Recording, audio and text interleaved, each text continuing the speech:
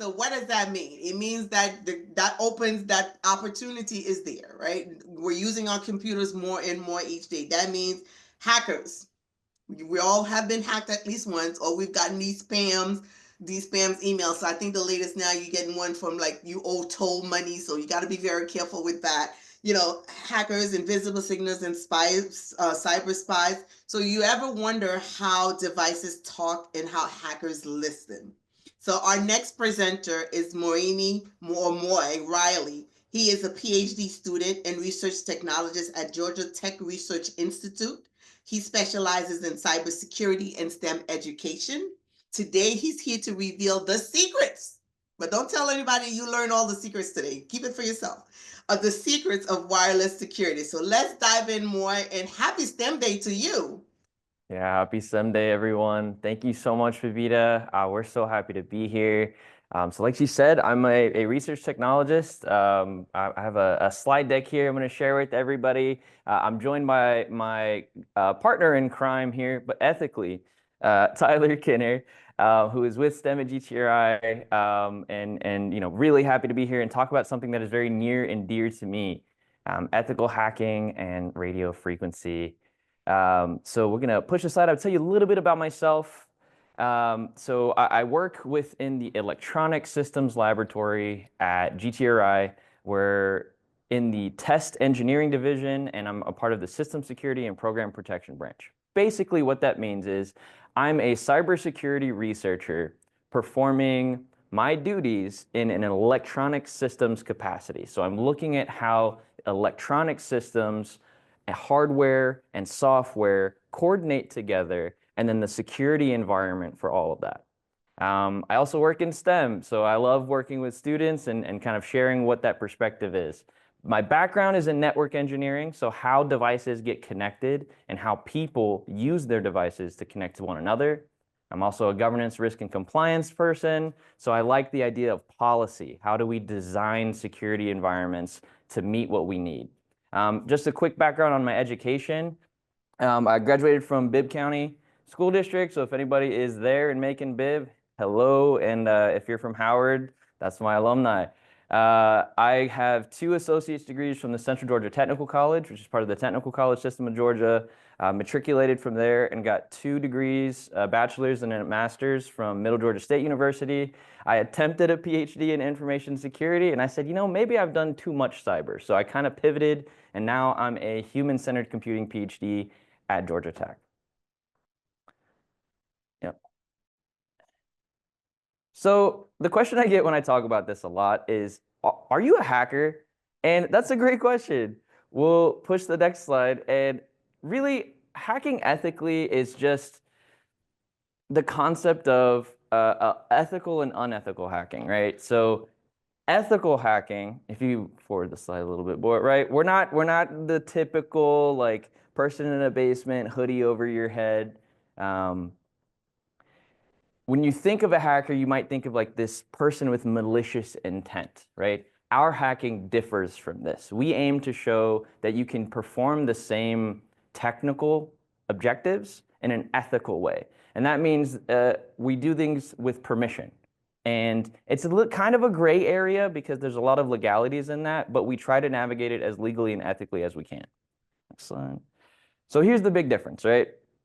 Ethical hackers use malicious techniques, so the same ways that maybe somebody who wants to steal your data would use, but then we use them to inform programmers, system security managers, and policymakers on how they can better their systems defenses. We are respectful for the data that we're working with, and we help provide solutions to mitigate any sort of malicious techniques. Whereas an unethical hacker is probably going to use it for personal gain. They're going to try to steal your information and steal your exploit backdoors to systems in order to basically hack in the traditional sense. And an ethical hacking is just trying to do it in a better way. So why does it exist, right? The whole concept is all of our devices have doors, right? They are connected with one another. And the job of a cybersecurity manager is to perform hacking, perform system security updates on computers, on your devices, your phones, so that everything will stay confidential. You'll have integrity of your data, and it'll be available to you whenever you want. So ethical hacking is just this type of cybersecurity that's specifically used to identify different ways to keep systems safe. And it has a really fun concept of performing reconnaissance. So we'll go in and look at how systems exist in the real world, and then see how many ways we can try and connect to them, or see how many ways we can try and gain information about it. We clear our tracks, we try not to be found, and then we also try to maintain access the entire time. Make sure, I'm trying to push my slides here. Why do we hack RF? Sorry, my clicker's not working. It would help if I turned it on, right? Let's see. There we go, I think. Is that you or me? That's me. Okay, so why do we hack RF, right? So when we talk about radio frequency, there's this concept of like devices that you control wirelessly. So one of the first things we'll do is try and identify what the signal is. Then we try to interfere with the signal. So you'll cut access to the other person actually controlling that wireless device, and then you'll interact and you'll do whatever you want with that device.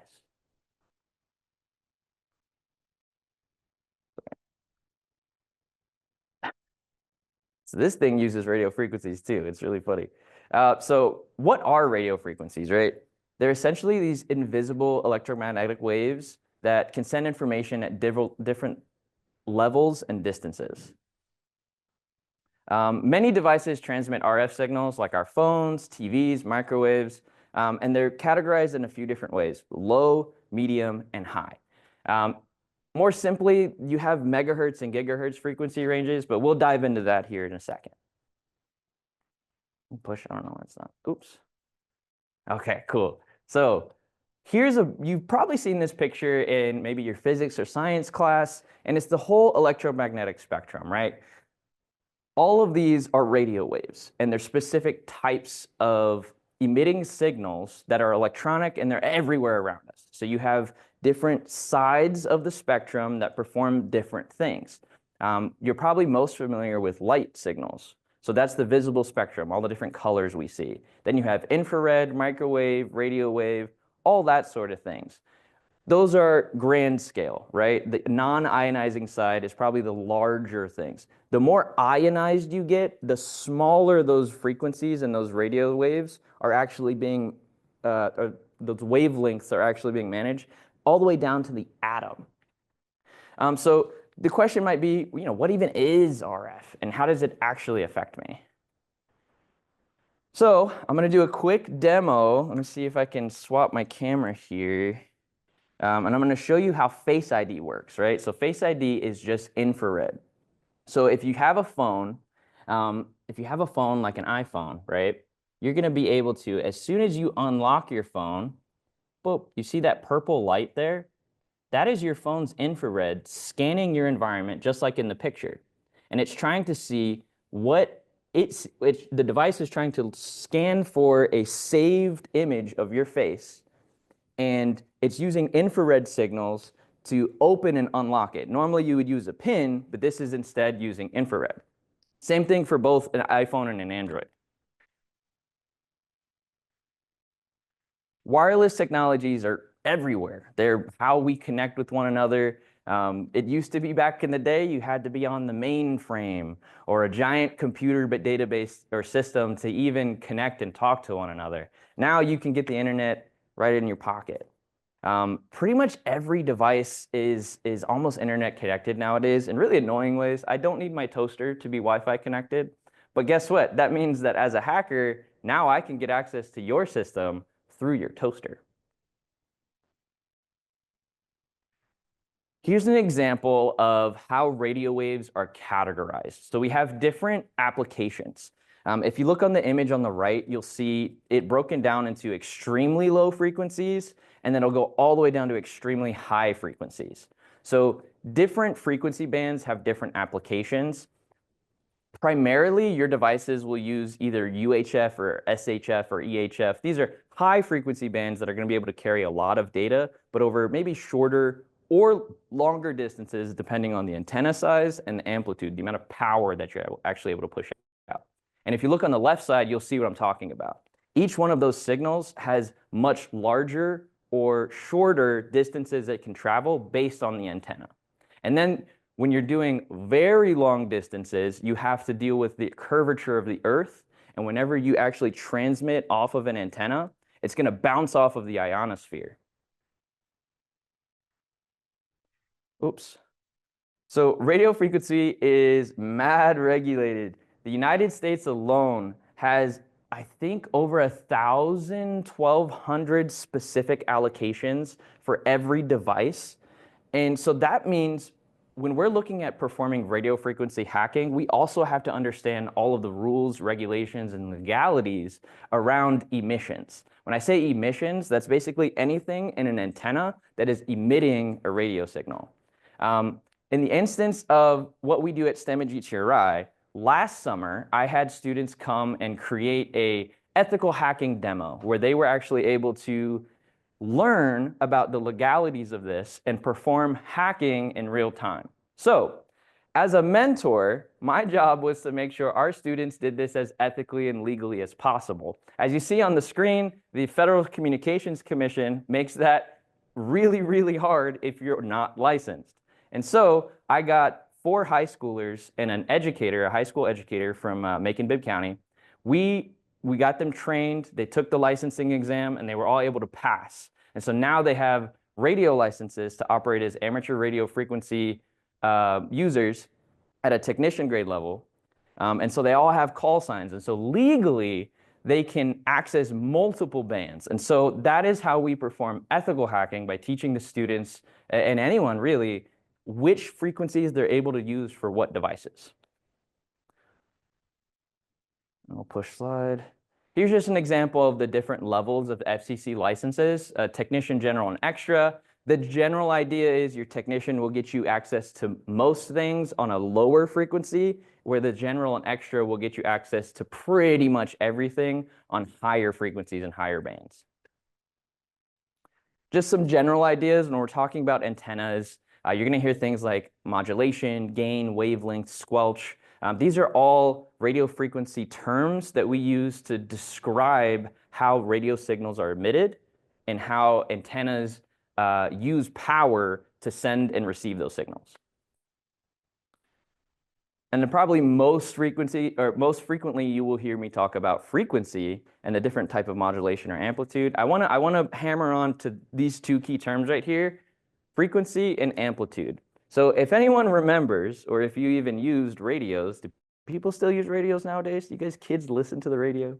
I don't know. You used to have radio that will, from antennas, radio towers from all around the city that would transmit a signal from a radio station. And you would have an FM radio or an AM radio. AM radios have a different carrier wave. And so it's based off of, anyways, it's frequency or amplitude, and they had different ways to actually transmit the signal to your device so that you could receive it. Okay. And then here's an example of antennas. You have the one on the right is a small antenna that's maybe more handheld, and it's something that we would use for a handheld device as well. And that shows an example of how a omnidirectional antenna would propagate their signal in a circle, and almost a conal atmosphere, versus directional, which would be pointed in a single direction. Okay. So what is ethical RF hacking, right? We talked about ethical hacking, we talked about radio frequency, but what do you mean when you combine both of them? So ethical hacking with radio frequency devices, it's just like your standard ethical hacking, where you're looking at how to break into computer systems or other wireless systems. But now, instead of us being directly connected to something, we're going to do everything wirelessly. So here you have an example of utilizing a handheld hacking device to transmit a signal that opens a gate. And at the bottom screen, we have something that's similar to that, but a little bit more high-powered. All right? We use radio frequency for devices that are not directly connected to one another to try and connect to them, see the signals they operate on, and then just see what we can do. So let's try ethically hacking an RC car. So here's an example of a program that, oh, sorry, just push the slide all the way through. I forgot I put the animations on. No, back.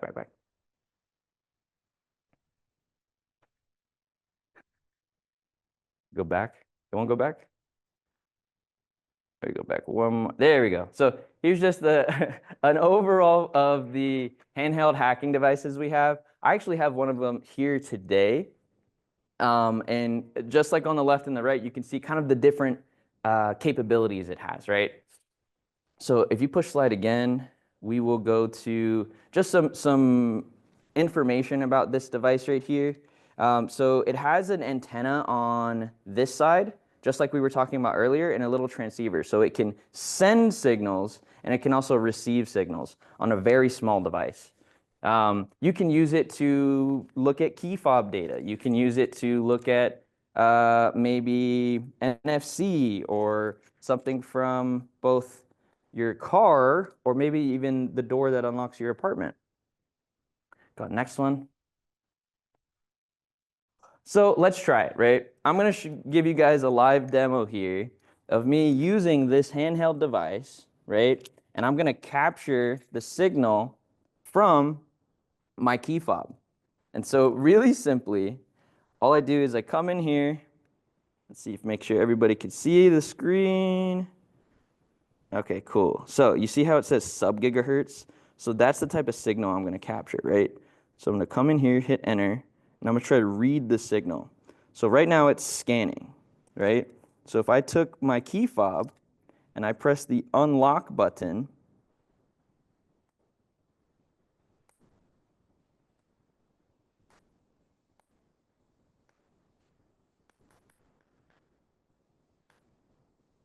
oops. Sorry, I'm trying to make sure you guys can see it before I actually hit it. Sorry, 1 second.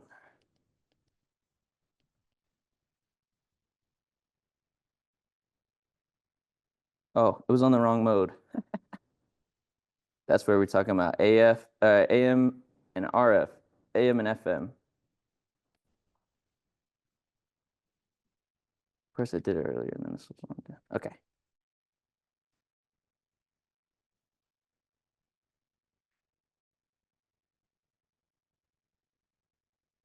So here it captured the frequency, right? Oh, can you guys see it?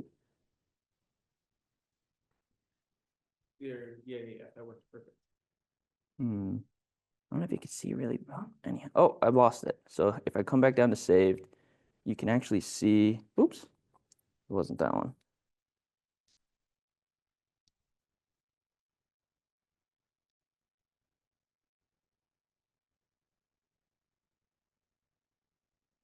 Sorry. It always wants to do this after I've already tried to make it. Anyways, so here, look, it saved the signal as it called itself Ancient Doorway.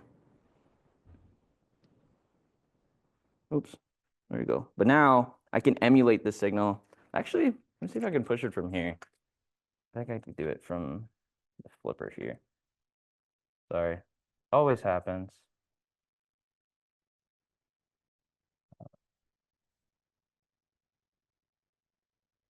And so for the students who are listening in, by the way, I'm Tyler Kinner. I'm behind the camera today. So, think about how especially if you're in middle school or high school, you've been through physical science, or maybe you're taking physical science and you've learned about waves. Even in elementary school, you learn about waves, right?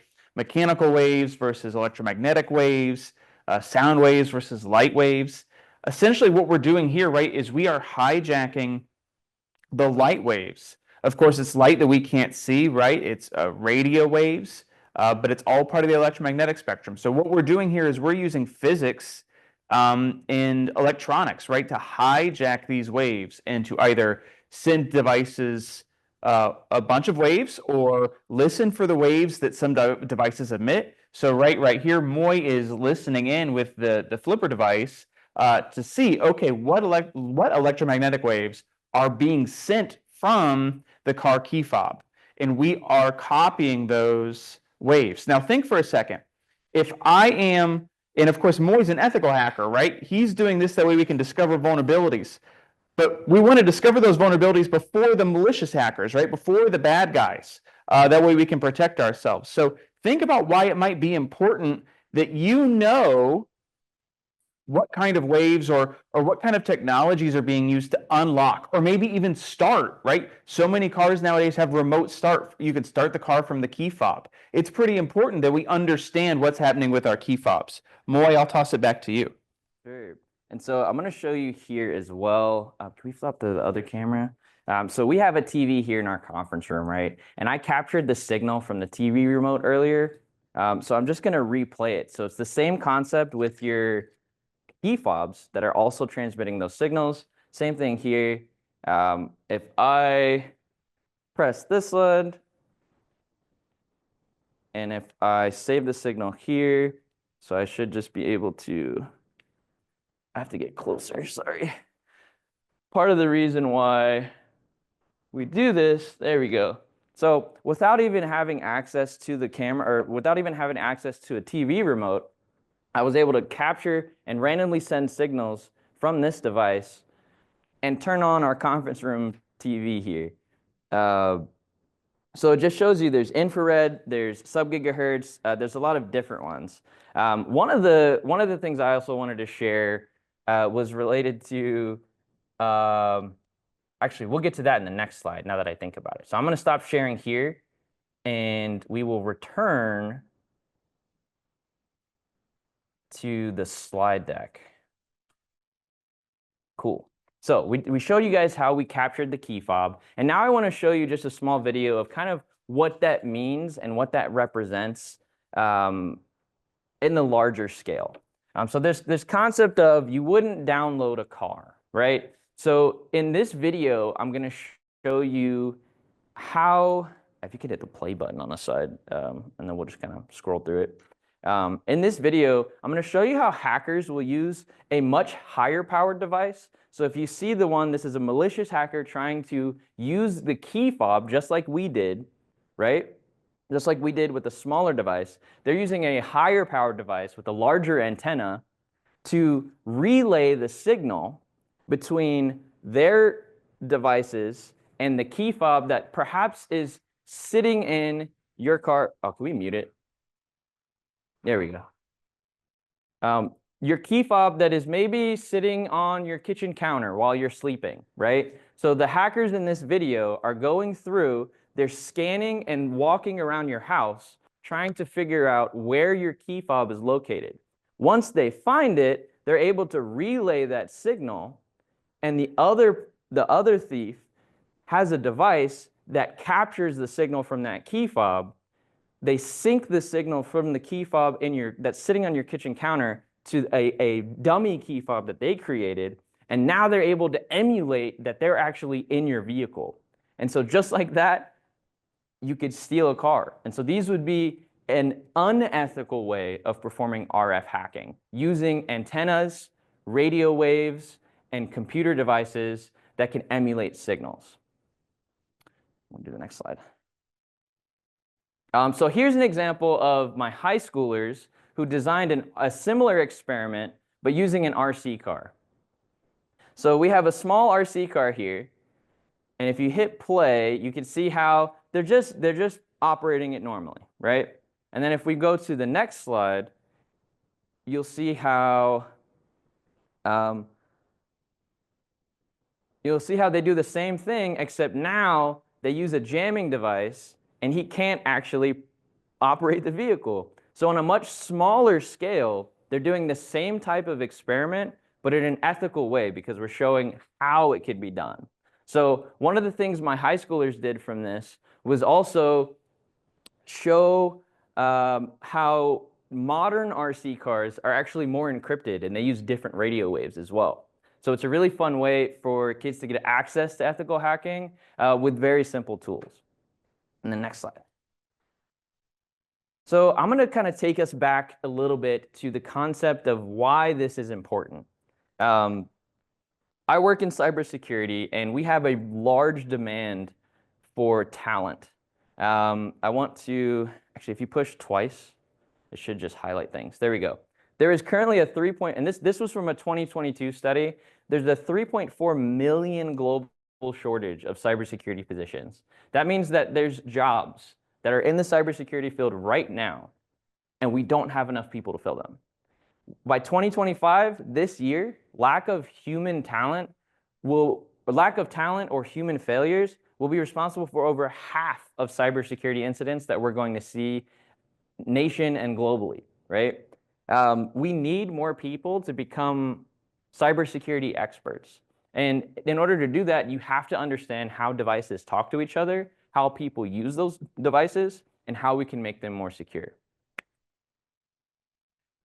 Similarly, this is the workforce study that this was done at, and if you ever want to go look at it, you can Google ICS squared cybersecurity workforce study. It's the highest, currently we're at the highest global cybersecurity workforce we've ever seen, and it's only going to get bigger. Here's an example of an issue that I find, okay? I work in cybersecurity, and I need more people that can also do what I do. They have to have an understanding of ethical hacking. They have to have an understanding of network engineering. They have to have an understanding of system security. And they also have to be people that understand people. And so a lot of times we don't have enough people on our teams, and so we're kind of overworked. And so when we post jobs looking for these types of people, we're not finding anything.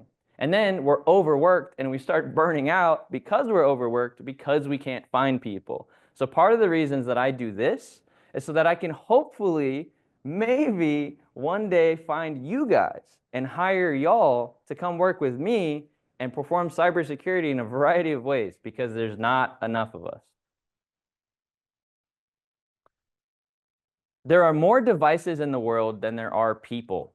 Just back in 2003, there were less than maybe 500 million of devices, right? And here we are in 2020, and you're having 30 billion, which is more than there are people in the world, right? Most people in the modern world probably have 1, 2, 3, 4 internet-connected devices. And with more devices, it means more security is needed. It means more data has to be protected. And it also means that there's more doorways for malicious actors to enter into your life. What we do at GTRI is support our nation's defense. And one of my main jobs is to perform cybersecurity engineering on Air Force planes, F-35s, F-16s, C-130s. All of these devices, all of these air platforms also utilize radio frequency, but at much larger scales, right? And so that means that they also have the same problems that your phone or your computer or your tablet at home or your Xbox even, anything that's internet or wirelessly connected. So the same thing exists at a different context. And so we still need people to learn and apply this in a variety of ways. And it's incredibly important to our national security that we do. And without further ado, does anyone have any questions for me? I know the chat's been popping off. Yeah, so Moy, we've definitely got some questions, a few that came in at the beginning and then kind of throughout the presentation. I'll queue them up to you and then you can answer them. So this question that came in from the chat, what do you think is the biggest cybersecurity threats organizations like schools or the government face today? As cybersecurity practitioners, we say, I can only secure a device as much as I can secure the person. And so it takes user education. And I don't think people truly understand how their devices connect to the world and how to keep their data safe. So the biggest problem I see is education.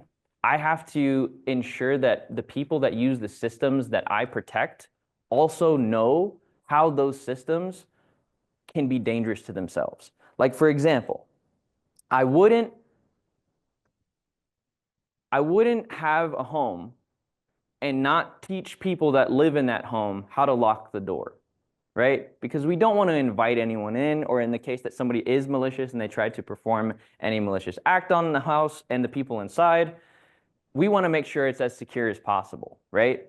So When I was growing up, my dad would always tell me, before you go to bed, make sure the doors and windows are locked, right? It's the same way.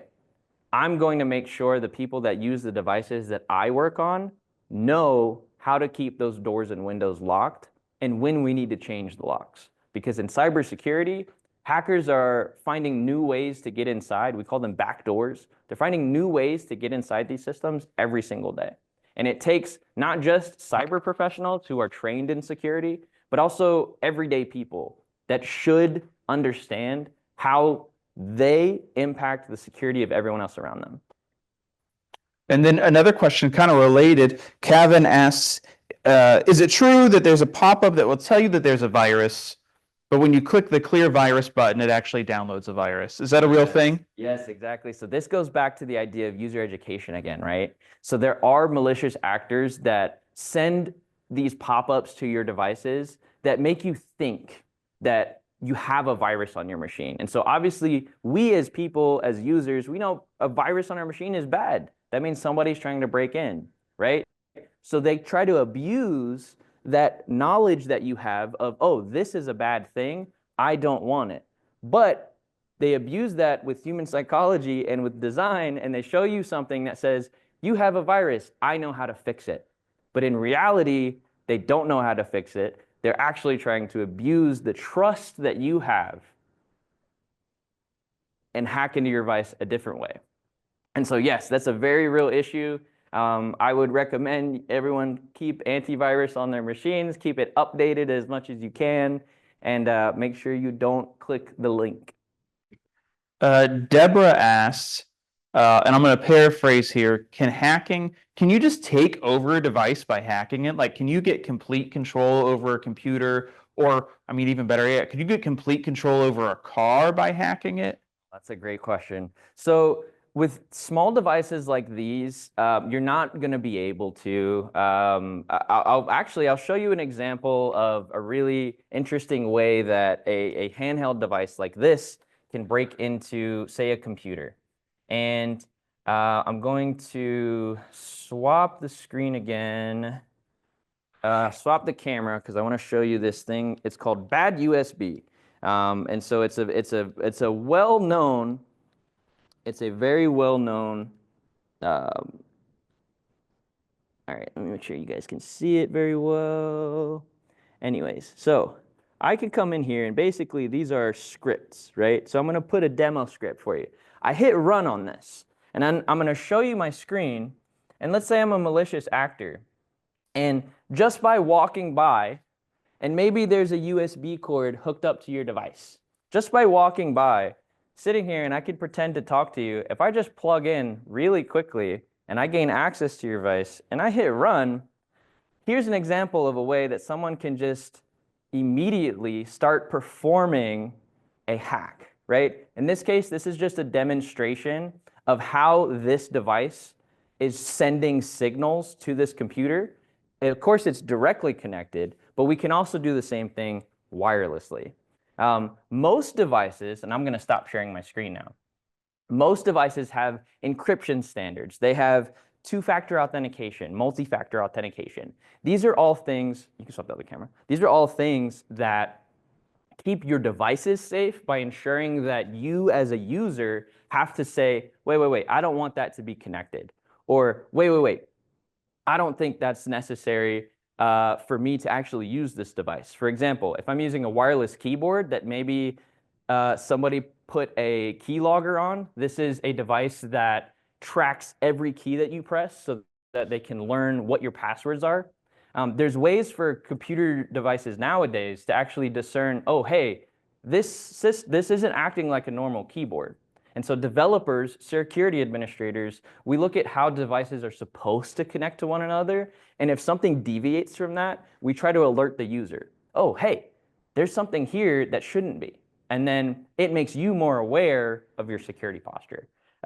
Whether or not somebody can fully hack a car, that's a really big question. I remember when electric vehicles were coming out, everyone was super afraid that the computers could be hacked and you could potentially get into them while you're just driving on the freeway and cause accidents.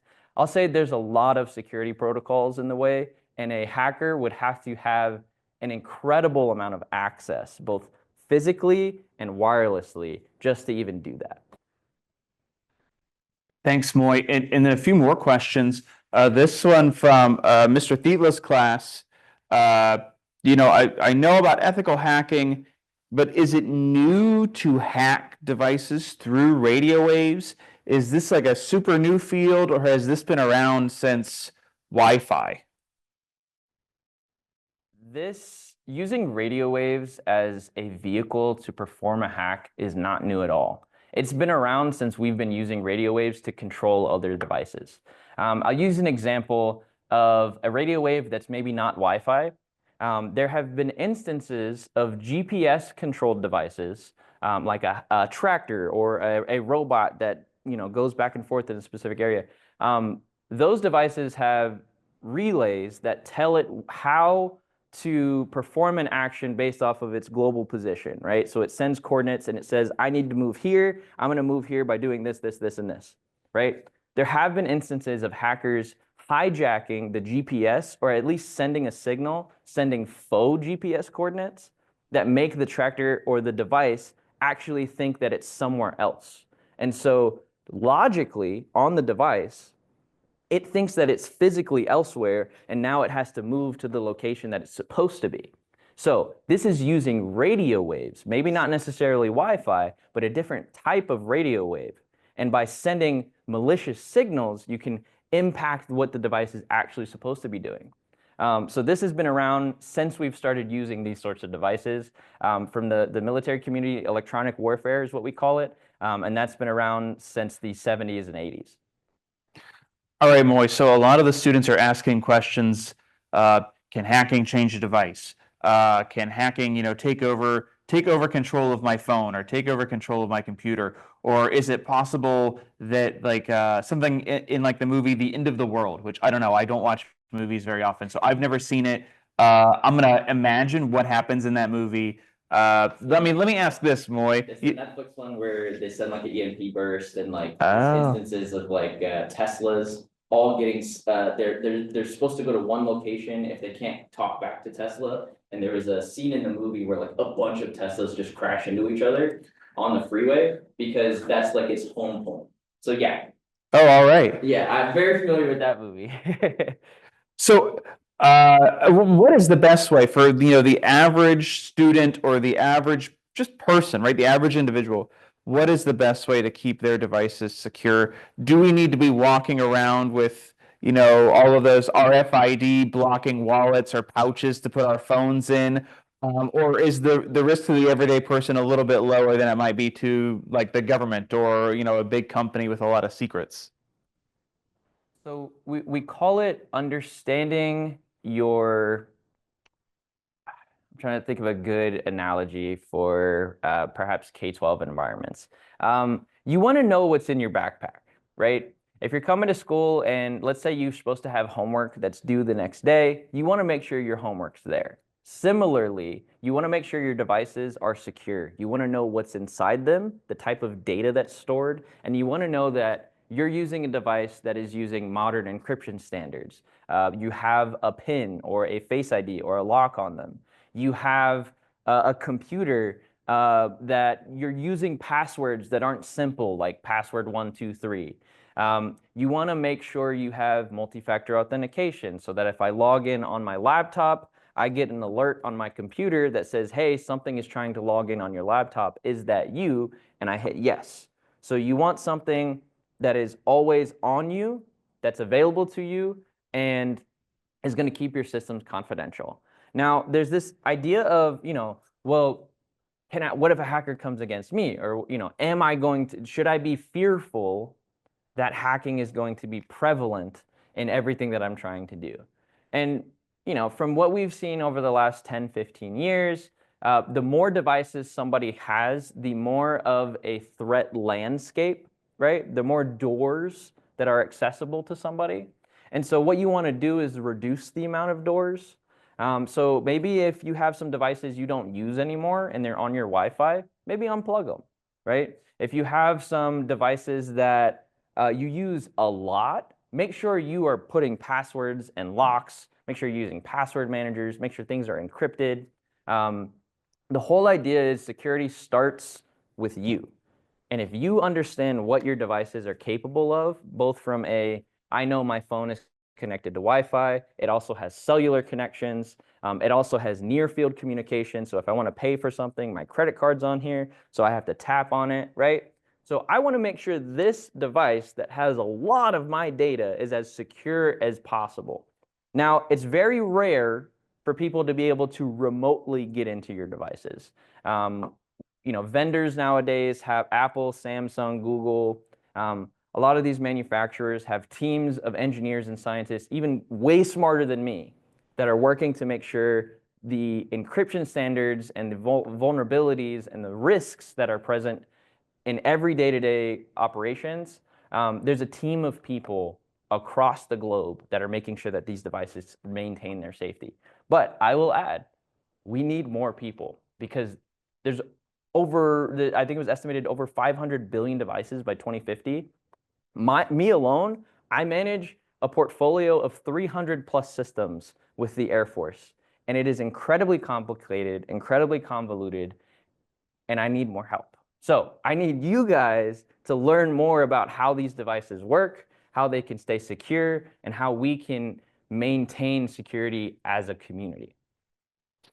And on that note, Moy, Mr. Thela, his class also asked, for students who are interested in getting into work like this, what's the best, right? What do you think is the best route? Is there more than one way into a career in cybersecurity? 100%. 100%. So let's say you're interested in the radio portion. You can become a Civil Air Patrol or amateur radio clubs in your nearby area. If you have Wi-Fi devices at home, you can practice making sure all of your devices have secure passwords, or maybe looking at your home router and seeing how many things are actually connected. If you want to get into cybersecurity, there's an incredible amount of pathways. There's a lot of free webinars and instructional material online. I learned a lot of the hacking that I perform on YouTube. And there's other ethical hackers that also want to show people how you can keep your devices safe. School is a great pathway for that. I started at the technical college system. For me, right out of high school, it was completely free. I had Pell Grant, and they paid for my IT degree as well as an electronics degree. So I was able to learn about how these systems work at an electronic level and at an information level. There are also pathways. For example, if you want to go into the military, they have incredible schools and incredible applications that they learn too. And cybersecurity is such a wide field, and there's so many different ways to get into this area. All it starts with is you wanting to learn and then asking for help, whether that's asking a search engine or a teacher, or maybe reaching out to us here at GTRI. The whole idea is there's a litany, a plethora of information out there that is accessible to you right now.